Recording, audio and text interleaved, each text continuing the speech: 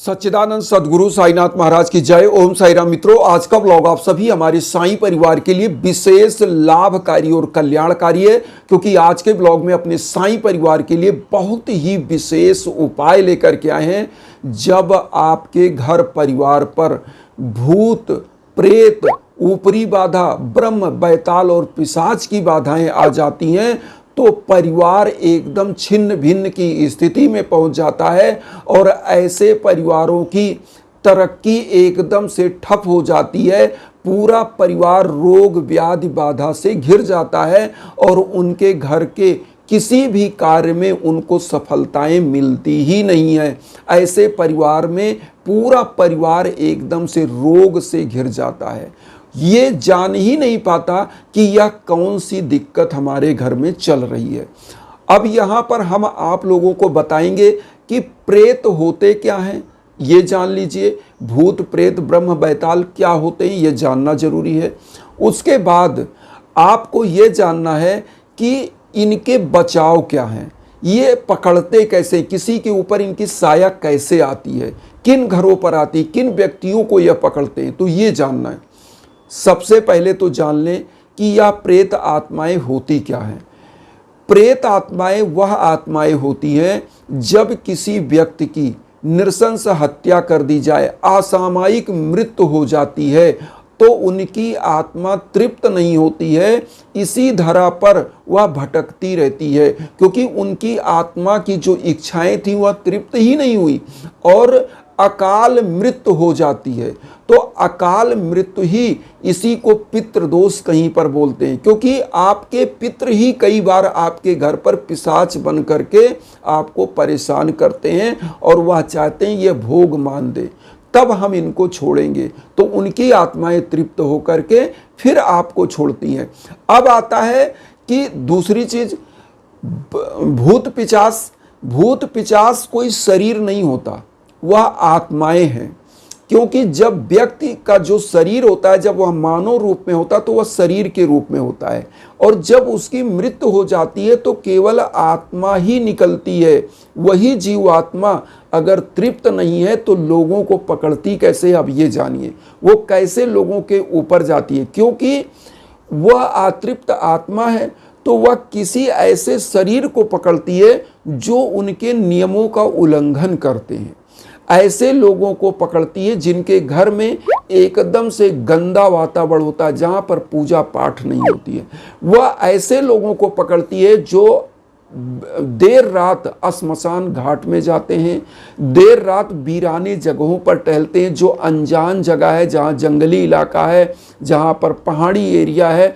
ऐसे जगहों पर, ऐसे मतलब जगहों पर जब जाते हैं, मान लीजिए आप वहाँ पर बाथरूम कर रहे हैं, आपको पता ही नहीं है कि यहाँ पर कौन सा स्थान है, कौन से देव का स्थान है, कौन से राक्षस पिशाच का स्थान है, आपको पता नहीं है। आप कई बार 12-1 बजे रात्र में पीपल वृक्ष के नीचे जाते हैं, वहाँ बाथरूम कर देते हैं, आप नहीं जानते हैं, यूरिन करते हैं। तो होता क्या है कि पीपल के वृक्ष पर त्रिदेव भी निवास करते हैं, भगवान भी निवास करते हैं, लेकिन पीपल के वृक्ष पर ब्रह्म बैताल पिशाच भी निवास करते हैं। तो पीपल का वृक्ष सबसे पवित्र वृक्ष है, लेकिन उसका एक नियम है, कितने बजे तक आप पीपल के वृक्ष के नीचे तक जा सकते हैं। 10 बजे तक आप जा सकते हैं, लेकिन 12 बजे के बाद कभी पीपल वृक्ष के नीचे जाना नहीं चाहिए, और जाते हैं तो वहाँ पर कभी यूरिन बाथरूम नहीं करना चाहिए। ऐसे स्थानों पर भी यूरिन बाथरूम या शौच नहीं करना चाहिए जहाँ पर आप अनजान हैं, जहाँ आप जानते ही नहीं हैं कि यहाँ पर कौन सा स्थान है, कौन से देव हैं, कौन सा यहाँ पर आत्मा है या किसकी कब्र है। श्मशान घाट में बहुत लोग जाते हैं 12-1 बजे रात में। अब होता क्या है कि इन्हीं कुप्रवृत्तियों के कारण से वह क्या करते हैं, वह क्रोधित होते हैं कि ये शरीर आ गया और मुझे इसी को पकड़ना है। तो होता क्या है, वो आपके ऊपर पकड़ लेते हैं, आपके ऊपर उनकी साया बन जाती है, तो वह शरीर पा जाती है। वह आत्मा क्या होती है, शरीर पा जाती है। और जब शरीर को पा जाती है तो उसका जो जो मन तृप्त नहीं था वही वही आपसे करवाती है। जैसे गलत गलत कार्य भी करवाएगी। रात में आपके ऊपर वह आत्मा जब हावी होती है तो रात में आप घर छोड़ के भाग जाएंगे। आप अगर एकांत में कहीं बैठेंगे तो बड़बड़ाते रहेंगे। आप एकदम उदास शून्य से बैठे रहेंगे, पागलपन की स्थिति में रहेंगे। कोई ऐसा कार्य कर देंगे जब वह आत्मा आपके ऊपर हावी होगी जो आपने कभी सोचा नहीं था। किसी को मारना, पीटना, करना, चिल्लाना, ऐसी चीज़ें आत्माएं करने लगती हैं क्योंकि वह भोग मान चाहती हैं कि उनको तृप्त किया जाए। इसी प्रकार की एक कथा आती है श्रीमद् भागवत कथा में, गौकर्ण की कथा। गौकर्ण की कथा जब आप पढ़ेंगे या सुनेंगे श्रीमद् भागवत, तो गौकर्ण के एक भाई थे जो ऐसे ही विपथगामी थे, जो मदिरा शराब वेश्यावृत्ति गमन करते थे। तो उनको वेश्याओं ने मार दिया, कत्ल कर दिया। तो उनकी आत्मा इसी धरा पर भटकने लगी और गौकर्ण के परिवार में वह आग बन के एकदम से गिरता था और लोगों को डराता था, अस्वस्थ करता था। तो गौकर्ण बुद्धिमान थे, वह जान गए। उन्होंने श्रीमद् भागवत कथा का आयोजन कराया, 9 दिन तक सुना और उसके बाद वो जो है विमान पर बैठ करके वह स्वर्ग लोक को चले गए। ऐसी कथा आती है। तो हमारे यहाँ सनातन धर्म में भी ऐसी बात बताई गई, भूत पिशाच की बात।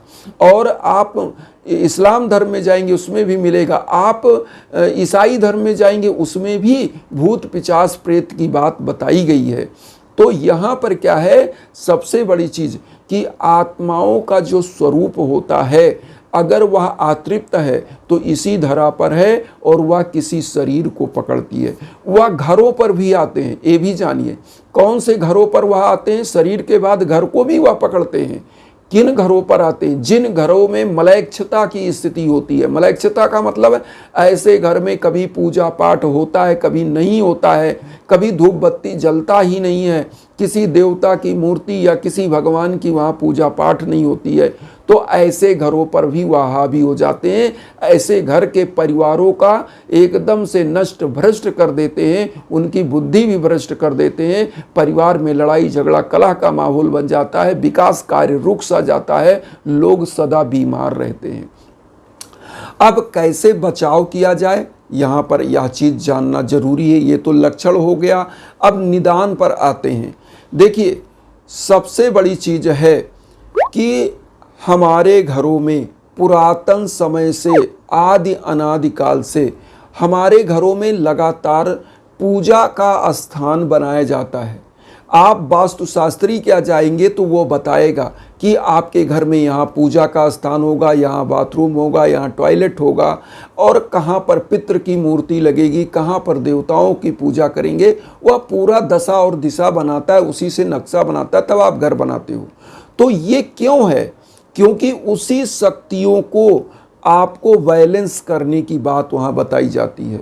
और आपके घर में जो पूजा का स्थान होता है वह सबसे बड़ा शक्ति का केंद्र बिंदु होता है, पावर हाउस होता है, ऊर्जा का। क्यों? क्योंकि पूजा स्थान में जब दिव्यता के साथ पूजा पाठ होता है, हवन यज्ञ आरतियां होती हैं, वहाँ अगरबत्ती धूनी प्रज्वलित की जाती है, तो उसका जो धुआं निकलता है पूरे वातावरण को पवित्र कर देता है। और बुरी शक्तियां अगर आपके घर पर हैं तो पांव उठा के वह भागती हैं कि यहाँ पे अब नहीं रुक पाएंगे, और ऐसा परिवार सदा सदा के लिए स्वस्थ रहता है, सुखी हो जाता है। तो करना क्या है, अब आप ध्यान दीजिए।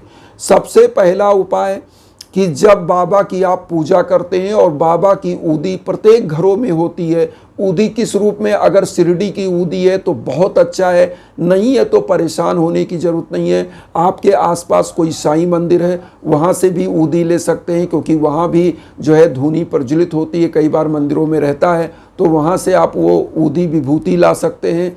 और अगर नहीं है वहाँ भी, तो आप घर में जो यज्ञ आजन अगर करते हैं तो उसकी भी राख को चाल करके ऊदी बना के रख सकते हैं। जो धूप बत्ती जलाते हैं उसी की ऊदी को रख सकते हैं। अब इन चीज़ों को ले लीजिए, एक जगह पर रख लीजिए कलेक्ट करके। डेली की जो पूजा घर में होती है उस पूजा में सबसे पहला काम धूप बत्ती जलाइए, दीप जलाइए। और शनिवार, गुरुवार और उसके बाद शुक्रवार और मंगलवार को, इन सभी वारों में आप क्या करें किसी किसी दिन आप गुरुवार और शनिवार में तो कहूँगा जरूर एक काम किया करें, आप थोड़ा सा कपूर ले लें, 4-5 लौंग ले लें, मिट्टी का छोटा सा दीप ले लें, इन चीज़ों को 1 लोटा जल ले लें, यह सब लेकर के, और जो मिट्टी का पात्र लिया है थोड़ा सा उसी में आपको गुग्गुल आता है, गुग्गुल जो धूनी जलाने के लिए रखा जाता है, उसमें धुआं होता है, वह नकारात्मक ऊर्जाओं को दूर करता है। या तो लोहबान मिल जाएगा, तो गुग्गुल या लोहबान, गुग्गुल अगर पूजा पाठ की दुकान पे आप बोलेंगे तो मिल जाएगा, छोटी सी पैकेट या खुला भी मिल जाएगा, तो वो ले लीजिए गुग्गुल, कपूर और 4-5 लौंग। ये मिट्टी के पात्र में सबसे पहले कपूर को प्रज्वलित करिए, और प्रज्वलित करने के बाद आपको क्या करना है, उसमें लौंग डाल दीजिए, उसके बाद गुग्गुल डाल दीजिए। जब यह जलने लगे और धुआं उठने लगे तो इसको सबसे पहले पूजा स्थान पर पूरे घर में जहाँ पूजा कक्ष है वहाँ दिखाइए, उसके बाद पूरे घर के कोने कोने में दिखा दीजिए। अब यहाँ पर एक चीज़ ये आपने कर दिया, अब इसको वहीं पूजा स्थान पर रख दीजिए। पूजा करते समय सबसे पहला तो पूजा क्या करें, साईं चालीसा जरूर पाठ करें गुरुवार को, शनिवार को जो है हनुमान चालीसा का पाठ करें। ऐसे घरों में भूत पिचास और बुरी आत्माएं या उनकी साया या ऊपरी बाधाएं कभी हावी नहीं हो सकती, क्योंकि साईं चालीसा पढ़ेंगे उसमें बाबा का वर्णन है, और हनुमान चालीसा पढ़ेंगे तो उसमें हनुमान जी की शक्तियों का वर्णन है, और ऐसी शक्तियाँ गुरु की शक्तियाँ और ब्रह्मचारी के रूप में हनुमान जी की जो शक्तियाँ हैं, यह समस्त बुरी आत्माओं को, बुरी शक्तियों को डिस्ट्रॉय कर देती हैं। इसीलिए कहा गया है कि गुरुर ब्रह्मा गुरुर विष्णु गुरुर्देव महेश्वरा गुरु साक्षात परब्रह्म तस्मै श्री गुरुवे नमः। तो गुरु की महत्ता ब्रह्मा विष्णु महेश के तुल्य बताई गई, उनसे ऊपर की बताई गई है। अब यहाँ पर जो ऊदी हमने कहा विभूति कलेक्ट कर लिया, इसको आप एक छोटे से पात्र में किसी में रख लीजिए, किसी डिब्बी में रख लीजिए। डेली जिस भी व्यक्ति के ऊपर अगर भूत पिचास या ब्रह्म बैताल की साया है, उस व्यक्ति के मस्तक पर लगाइए। किसी व्यक्ति की तबीयत खराब है उसके मस्तक पर लगाइए। और घर में शनिवार और गुरुवार को ये जो हमने कहा कपूर लौंग और गुग्गुल प्रज्वलित करके पूरे घर में दिखाइए। लोटे का जल जो रखा है पूरे घर में छिड़किए, और पूजा स्थान में 1 लोटा जल पूजा के समय रखिए। अगले दिन घर के मुख्य दरवाजे पर छींटा मार दीजिए इस जल को, और जो जल बचे तुलसी के पौधे में डाल दीजिए। कभी भी आपके घर में ऊपरी साया आ नहीं सकती, ब्रह्म बैताल पिशाच आ नहीं सकता। यहाँ पर मैं एक चीज़ और बताऊंगा, जब आपके घर में ऐसी बाधाएं आ रही है, आपकी पूजा पाठ से भी दिक्कतें नहीं समाप्त हो रही हैं, तो ऐसे समय में गृह शांति के लिए यज्ञ आजन हवन पूजन कराना चाहिए। मैंने ऐसे ही हमारे एक व्यक्ति जो छत्तीसगढ़ के रहने वाले थे, जो बहुत परेशान थे परिवार, उनके लिए हुआ था, और उनका परिवार आज बहुत ही सुखी और संपन्न भी है। तो बहुत सारे लोग ऐसे अभी उन्होंने मुझे बताया, तो आज इसी मुद्दे पर इसीलिए हम वीडियो बनाए कि बहुत सारे ऐसे परिवार कमेंट करते हैं कि गुरुजी ऐसे ऐसे हम परेशान हैं, चीज़ें हैं, तो हमने इसीलिए यह ब्लॉग बनाया। और इसीलिए हम इंस्टाग्राम का लिंक भी आपको देते वीडियो के बीच बीच में, कि कहीं भी आपको भटकना ना पड़े। आप जो भी पूजा पाठ के बारे में समझना चाहते हैं इंस्टाग्राम पर मैसेज करिए, कॉल करिए, निसंकोच। निश्चित रूप से जो भी हमारे लायक संभव है मदद करते हैं। और यज्ञ आजन हवन के लिए अगर आप चाहते हैं तो हमारे इंस्टाग्राम पर आप संपर्क करेंगे तो आपका संकल्प हो करके आपके लिए मंत्र का जप करके हवन होता है, निश्चित रूप से आपका कल्याण होता है।